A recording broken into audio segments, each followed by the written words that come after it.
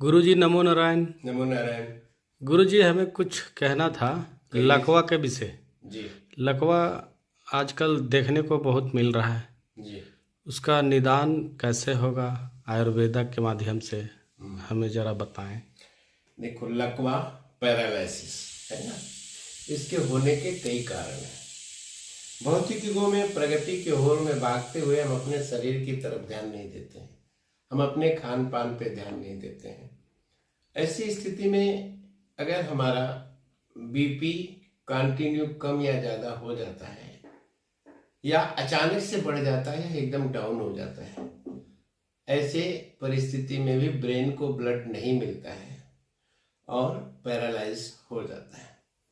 अगर किसी का डायबिटीज एकदम कम हो गया है या ज़्यादा हो जाता है अचानक, तो भी लकवा हो जाता है। अगर किसी को बुखार आया है, आवश्यकता से पहले अगर उसका बुखार नॉर्मल नहीं हुआ, बुखार उसके ब्रेन तक टकरा गया, इनकेफेलाइटिस हो गया, हाइपर ब्रेन इलेक्ट्रिसिटी बढ़ी और उस मोमेंट में अगर उसका बीपी अप डाउन हो गया तो उसमें भी लकवा हो जाता है। यहाँ तक कि समय से इलाज नहीं हो तो उसमें ब्रेन हेमरेज की भी संभावनाएं हो जाती हैं। कई बार अगर आपके स्पाइनल कोड में गैप है और आपकी नसें दब रही हैं, वाल को ब्लड नहीं जा रही, क्योंकि हमारे शरीर का एक नेचर है, जितना भी हमारे शरीर में ब्लड होता है सबसे ज़्यादा हार्ट को और ब्रेन को ही ब्लड जाता है। ये सारे हमने आपको बताए कारण, ठीक है। अब पैरालिसिस जो है ना, ये दोबारा होता है। एक बार हो गया तो दोबारा नहीं होगा, इसकी श्योरिटी नहीं रहती है।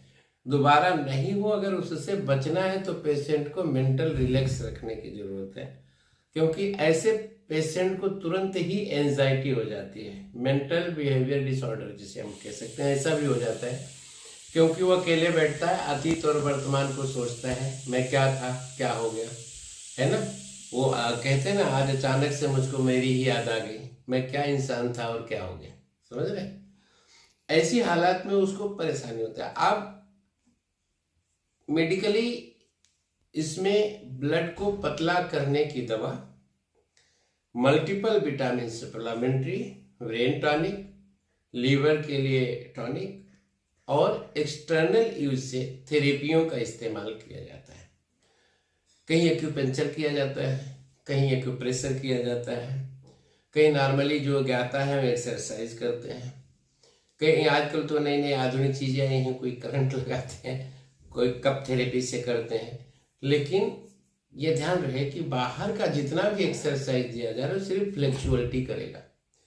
पैरालिसिस पेशेंट का पैर बहुत जल्दी एक्टिव होता है, इन हाथ एक्टिव होने में उसको दिक्कत लगती है। यहाँ पर ये देखना होता है कि भाई क्लॉट जो आ गया है वो कहाँ है। राइट साइड में अगर आपको अटैक है पैरालिसिस का, तो लेफ्ट साइड में आपके क्लॉट होगा, क्योंकि राइट साइड के ब्रेन का कंट्रोल लेफ्ट पे और लेफ्ट का कंट्रोलिंग राइट में होता है। तो इसमें कंटिन्यूटी दोनों में चाहिए, इंटरनल मेडिसिन भी चाहिए और एक्सरसाइज भी चाहिए, क्योंकि लंबे अरसे तक पैरालिसिस जो पेशेंट रहते हैं उनकी बॉडी एक्टिव हो जाने के बाद में भी वो साइकोलॉजिकल उस चीज़ को नहीं कर पाते, ठीक है। तो हम हमारे यहाँ पर इसके लिए कप थेरेपी भी देते हैं, एक्यूप्रेशर भी करते हैं, स्टीम बाथ वगैरह की अगर नीड होती है तो वो भी देते हैं, एक्सरसाइज भी कराते हैं और इंटरनल मेडिसिन भी देते हैं। हमारे स्वयं के अनुभव में पैरालिसिस तो कितना भी पुराना हो, 15 दिन के अंदर हम उसको उठा करके खड़ा कर देते हैं, लेकिन वो व्यक्ति मेरे पास हो, मेरे अनुकूल हो, साथ में उसका सहयोग हो कि वो जो प्राप्त है पर्याप्त है उस भावना में जिए। गुस्सा बिल्कुल नहीं आना चाहिए, चिड़चिड़ापन नहीं करना चाहिए और ज़्यादा बीपी ना बढ़े, इसलिए इसमें बीपी की दवा कंटिन्यू रखते हैं लोग। तो हम यहाँ पर देते हैं इसके लिए ब्राह्मी, अद्वितीय शक्तिवर्धक, पाचक चूर्ण, एक्सटर्नल यूज में हमारा दर्दनाशक तेल मालिश के लिए देते हैं।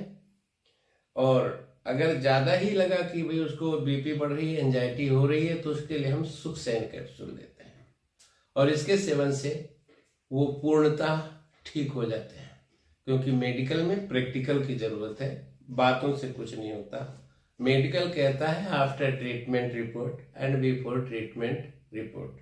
पैरालिसिस से बचना है तो मानसिक तनाव ज़्यादा ना लें, बीपी बढ़े ऐसा कोई काम ना करें, नमक कम खाएं, डायबिटीज वगैरह मेंटेन रखें, मेडिटेशन करें, मॉर्निंग वॉक करें, आहार विहार और सहन संयम पर नियंत्रण रखें। नमो नारायण।